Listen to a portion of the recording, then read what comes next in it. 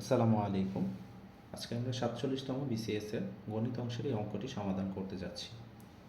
এখানে প্রশ্নে বলা হয়েছে যদি NC12 সমান NC8 হয় তবে 22CN এর মান কত? তাহলে এখানে লক্ষ্য করব আমরা প্রশ্নটায় বলা আছে যে NC12 সমান NC8 দেওয়া আছে। তাহলে আমরা জানি যে NCX সমান NCY হলে N = X + Y।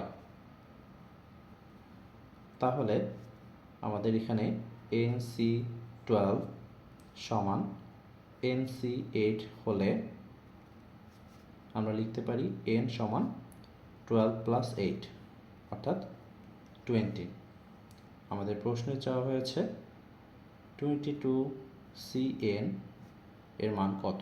তাহলে 22CN এ আমরা n এর যে মানটা বের করলাম সেটি যদি বসাই তাহলে হচ্ছে 22C20। তাহলে এখানে আমরা লিখতে পারি factorial 22 divided factorial 20 into factorial 22 minus 20। যেহেতু আমাদের সূত্র রয়েছে একটি NC আর equal to factorial n divided factorial r into factorial n minus r। তাহলে এই সূত্রের আলোকে আমরা এটি লিখতে পারি। এরপরে আমরা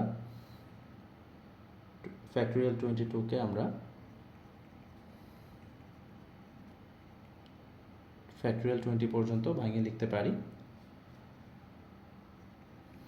factorial 20 নিচে আমরা রেখে এখানে দাঁড়াচ্ছে আমাদের 22 minus 20 অর্থাৎ factorial 2।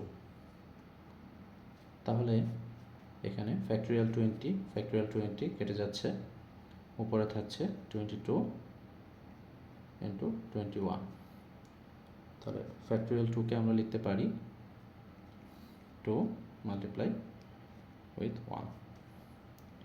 তাহলে এখানে 2 দিয়ে 22 কে আমরা লিখতে পারি 11।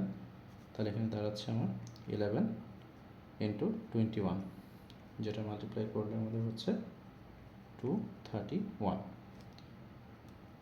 অর্থাৎ আমাদের এখানে যেটা রয়েছে ক্ষয় অর্থাৎ 231 হচ্ছে আমাদের উত্তর। ধন্যবাদ সবাইকে।